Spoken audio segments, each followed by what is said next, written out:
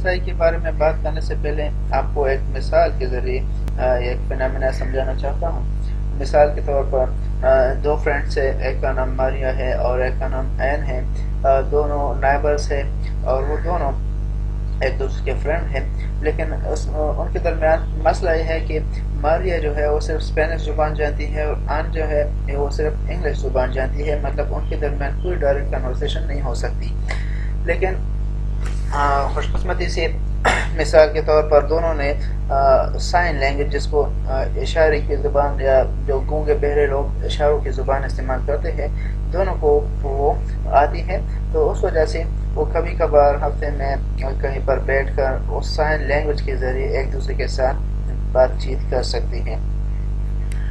اب ان کے درمیان جو یہ کمیونیکیشن ہو رہی ہے یہ فیس ٹو فیس ہے، اور اس کے اگر آپ دیکھیں تو یہ ایک ہی لیئر میں یہ کمیونیکیشن ہو رہی ہے۔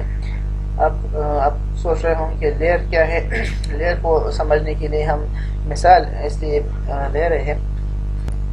the separation of a function or task into smaller, more manageable function is known as layering. Layering کا جو کنسپٹ ہے، مطلب ہم ایک کام کر رہے ہیں، اگر ہم اس کو چھوٹے چھوٹے ٹاسک میں یا چھوٹے چھوٹے مینیجیبل فنکشن میں ڈیوائڈ کر لیں تو ہر ایک مینیجیبل فنکشن کو ہم ایک لیئر کہیں گے۔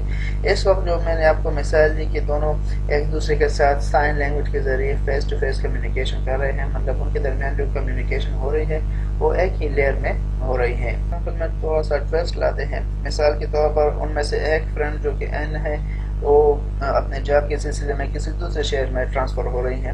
تو دونوں کے درمیان اب فیس ٹو فیس کمیونیکیشن تو پاسبل نہیں ہے، مطلب وہ ایک جگہ بیٹھ کر کمیونیکیشن تو نہیں کر سکتی، تو دونوں نے آخری مرتبہ ایک دوسرے کے ساتھ بیٹھ کر یہ فیصلہ کیا کہ یہاں این نے ایک پیکٹ نکالا اور اس سے دو چھوٹے چھوٹے مشین نکالے۔ مثال کے طور پر جو ایک مشین ہے وہ کسی بھی لیٹر کو یا کسی بھی خط کو انگلش سے ایک سیکرٹ کوڈ میں کنورٹ کر سکتا ہے یا دوبارہ سیکرٹ کوڈ کو دوبارہ انگلش میں کنورٹ کر سکتا ہے، اور دوسرا جو مشین ہے وہ وہی کام اسپینش لینگویج کے ساتھ کرتا ہے، مطلب وہ اسپینش لینگویج کے کسی بھی لیٹر کو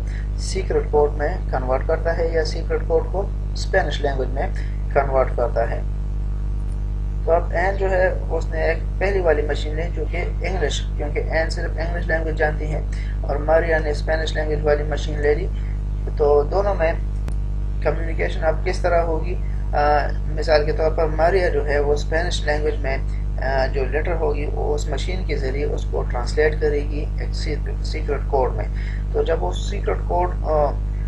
وہ پوسٹ آفس کے ذریعے بھیجے گی این کو، تو آنا جو ہے یا این جو ہے وہ اس سیکرٹ کوڈ کو اپنے مشین کے ذریعے انگلش میں کنورٹ کرے گی، تو مطلب اس کے درمیان جو سملیرٹی ہے وہ یہ سیکرٹ کوڈ ہے۔ سیکرٹ کوڈ کو ایک مشین اسپینش لینگویج میں کنورٹ کرے گی اور اسی سیکرٹ کوڈ کو دوسری مشین انگلش لینگویج میں کنورٹ کرے گی، تو اس طرح دونوں کے درمیان اب بھی کمیونیکیشن پاسبل ہے through the use of this secret code. تو اب آپ اس میں دیکھ سکتے ہیں کہ یہاں پر لیئر اب 3 ہے، مطلب وہاں پر جو ہم نے پہلی مثال میں دیکھا کہ ہم فیس ٹو فیس کمیونیکیشن کر رہے ہیں، تو وہاں پر ایک ہی لیئر میں ہماری کمیونیکیشن ہو رہی تھی، لیکن یہاں پر ہماری کمیونیکیشن اب تھوڑی سی کمپلیکس ہو گئی ہے، تو ہم نے اس کو 3 لیئر میں ڈیوائڈ کیا۔ پہلے لیئر میں ماریا اسپینش لینگویج میں کچھ لکھتی ہے یا خط لکھتی ہے، دوبارہ اس کو مشین کے ذریعے ٹرانسلیٹ کرتی ہے، تو یہ لیئر 2 کا فنکشن ہوا۔ جو سیکرٹ کوڈ کو وہ پوسٹ آفس کے ذریعے سینڈ کرتی ہیں، ڈاک خانے کے ذریعے سینڈ کرتی ہیں، تو وہ ایک ڈاک خانے سے دوسرے ڈاک خانے تک پہنچتی ہے، تو دوبارہ وہاں پر اس ڈاک خانے سے وہ خط لے کر این تک پہنچتا ہے، لیکن وہ اس وقت سیکرٹ کوڈ میں ہوتا ہے، تو سیکرٹ کوڈ سے اس خط کو این کا جو مشین ہے وہ کنورٹ کر دیتا ہے انگلش لینگویج میں، اور اس سے ان کے درمیان کمیونیکیشن ہو جاتی ہے، مطلب ان کی بات ایک دوسرے کے ساتھ پہنچ جاتی ہے۔ تو اس کنسپٹ کے ذریعے آپ سمجھ سکتے ہیں کہ ہم نے ایک کمپلیکس فینامنا یا فنکشن کو لیئرز کے ذریعے آسانی سے انڈرسٹینڈ کیا۔ تو اسی طرح آج کا جو انٹرنیٹ کا دور ہے، اس میں ہزاروں یا اربوں کمپیوٹر یا ڈیوائسز ایک وقت میں ایک دوسرے کے ساتھ کنیکٹ ہوتے ہیں۔ ہر کمپیوٹر کا ماڈل جدا ہوتا ہے، ہر کمپیوٹر کا آپریٹنگ سسٹم جدا ہوتا ہے، ہر کمپیوٹر میں سافٹ ویئر جدا جدا ہوتے ہیں، تو ان کے درمیان کمیونیکیشن کیسے ہو رہی ہے؟ تو اس وجہ سے